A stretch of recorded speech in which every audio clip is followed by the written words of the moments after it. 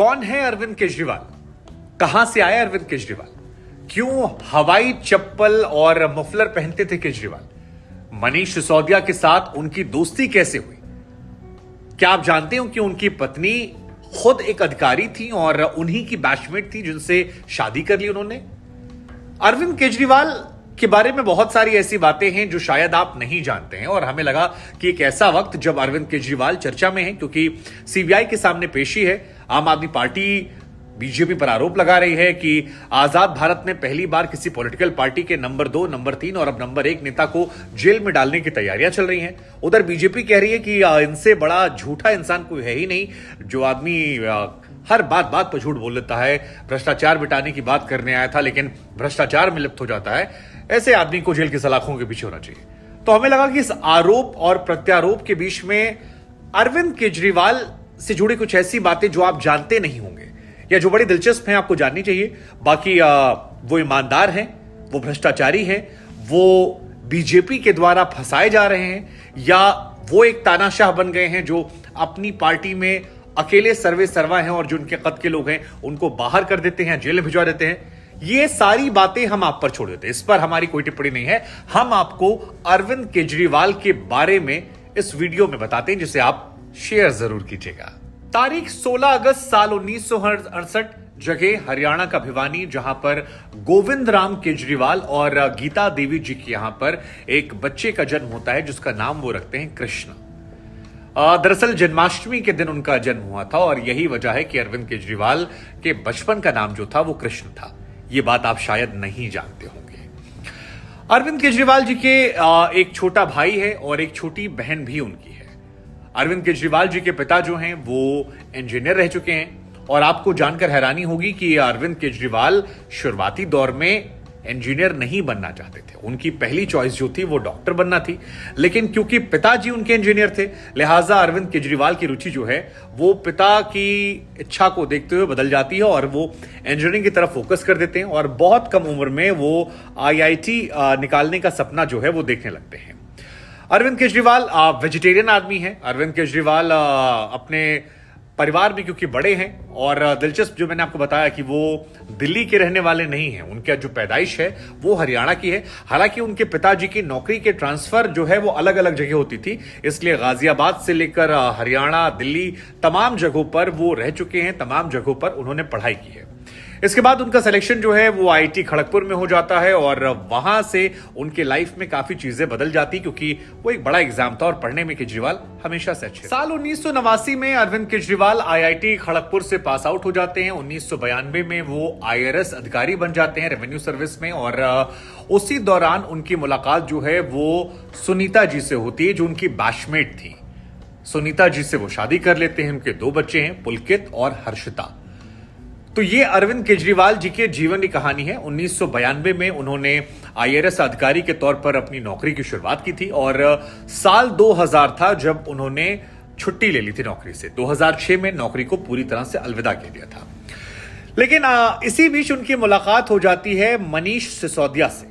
काफी पुराने ये दोस्त हैं और आपको ये भी बता दें कि मनीष सिसोदिया से मिलने के साथ साथ इन लोगों ने परिवर्तन नामक एक एनजीओ की शुरुआत की थी। तो इस एनजीओ की तरफ हम बढ़े, उनके राजनीतिक सफर की तरफ हम बढ़े, उससे पहले हम बात कर लेते हैं मनीष सिसोदिया और अरविंद केजरीवाल की दोस्ती कहानी, क्योंकि ये दोस्ती जो है ये एक इंजीनियर और एक पत्रकार की कहानी है। मनीष सिसोदिया पत्रकार थे, केजरीवाल अपना काम छोड़कर आरटीआई के जरिए तमाम काम करने आ गए थे। तो इनकी दोस्ती। मनीष सिसोदिया जो हैं वो एक रेडियो जॉकी के तौर पर काम करते थे, बाद में एक नोएडा में स्थित एक बड़े टीवी चैनल में पत्रकार के तौर पर काम करते थे।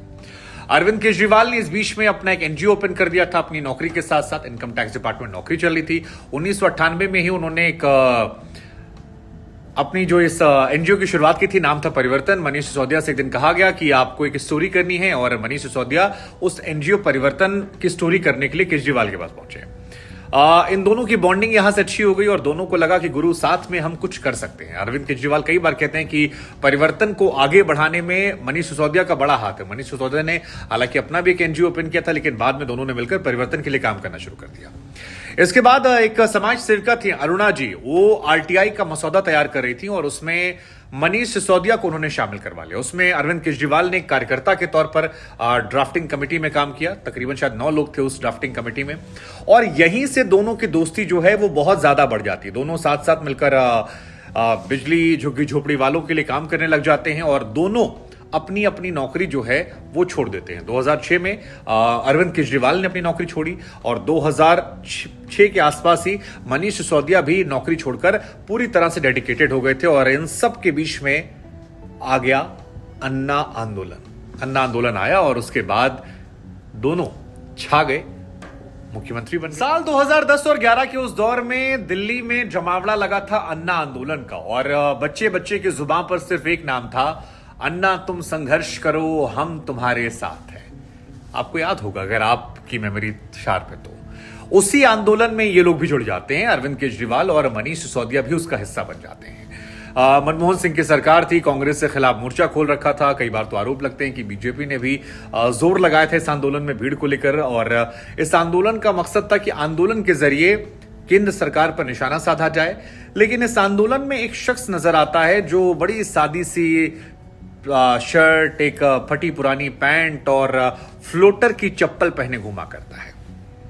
वो शख्स कोई और नहीं, वो शख्स थे अरविंद केजरीवाल। अरविंद केजरीवाल के इस लुक को उस आंदोलन की छवि के तौर पर भी देखा गया, क्योंकि अन्ना आंदोलन में बार बार अरविंद केजरीवाल पर नजर जाती थी और अरविंद केजरीवाल उस संचालकों की लिस्ट में आ गए थे। अरविंद केजरीवाल की वो जो देसी आदमी की छवि थी वो लोगों को आकर्षित कर रही थी और भीड़ को वो पसंद आ रही थी। अरविंद केजरीवाल, मनीष सिसोदिया और बाकी पूरी टीम जो है वो लगातार आंदोलन कर रहे थे, अनशन कर रहे थे, लेकिन इस अनशन में कुछ निकल नहीं रहा था और बार बार अनशन, भूख हड़ताल के बीच में अन्ना एक तरफ सोचते चले गए और बाकी टीम जो है वो एक तरफ सोचती चली गई, और अरविंद केजरीवाल ने इसी दौरान एक बड़ी अच्छी टीम बना ली। हालांकि इसमें उनको साथ, इस आंदोलन के बीच में अरविंद केजरीवाल की टीम मजबूत होती जा रही थी। देश के तमाम बड़े पत्रकारों का साथ उन्हें मिल रहा था और आम आदमी पार्टी ने टीवी को, मीडिया को बड़े अच्छे समझा। उस वक्त कई बड़े पत्रकार, आशुतोष, आशीष खेतान और कई अलग अलग पत्रकार जो थे वो अरविंद केजरीवाल के टच में आ गए। अब जब आप पीछे मुड़कर देखते हैं तो कई बार उन पर यह आरोप लगते हैं कि इन लोगों ने ब्रांडिंग में काफी मदद की। हालांकि अरविंद केजरीवाल की राहें इतनी आसान नहीं थी। शुरुआती दौर में उन्हें मीडिया ने काफी दरकिनार भी किया, कई सारे सवाल उन पर खड़े हुए। उन्होंने भी कहा था कि मैं पॉलिटिक्स में नहीं आऊंगा, लेकिन वक्त के साथ साथ उन्होंने अपनी हर चीज को जनता की मांग पर छोड़ दिया और कहा कि जनता फैसला करे। जनता के फैसले का सम्मान करते हुए हम सियासत में आ रहे हैं, और 2012 में एक पॉलिटिकल पार्टी बना ली अन्ना के मर्जी के खिलाफ। उसके बाद वो पॉलिटिकल पार्टी में आते हैं, पहली बार मिलकर कांग्रेस के साथ चुनाव में सरकार बनाई, और कहा जाता है कि कांग्रेस की वो गलती कांग्रेस पर इतनी भारी पड़ी कि कांग्रेस दिल्ली में 0 पर सिमट गई और फिर कभी कमबैक नहीं कर पाई। हालांकि कमबैक तो बीजेपी भी नहीं कर पाई, क्योंकि 2012 हो, 2014 हो या फिर 20 उसके बाद के चुनाव हो, आम आदमी पार्टी का जलवा जो था वो लगातार बरकरार रहा और दूसरे ही चुनाव में 67 सीटें जीतकर उन्होंने इतिहास रच दिया। एक ऐसा इतिहास जो दिल्ली में तो नहीं नजर आता है, और अरविंद केजरीवाल की छवि जो है वो लगातार बढ़ती चली गई। हालांकि चुनावी संघर्ष उनका बहुत लंबा रहा है, बनारस से वो चुनाव भी हारे थे, लेकिन अरविंद केजरीवाल को जितना मैंने जाना, समझा, देखा है, उसके हिसाब से मुझे लगता है कि बीजेपी को अगर इस देश की किसी सियासी पार्टी ने सबसे अच्छा पढ़ा है तो वो अरविंद केजरीवाल ने पढ़ा है।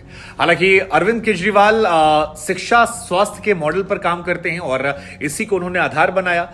इसकी एक बड़ी वजह यह भी है क्योंकि बाकी पार्टियां जो हैं वो किसी जाति को लेकर आगे बढ़ती हैं, किसी एजेंडे को लेकर आगे बढ़ती हैं, लेकिन दिल्ली की सियासत में ये फैक्टर्स काम नहीं कर सकते। दिल्ली की सियासत में आपका जो फैक्टर काम करेगा वो डेवलपमेंट है, क्योंकि यहां पर वोट देने का तरीका थोड़ा अलग होता है।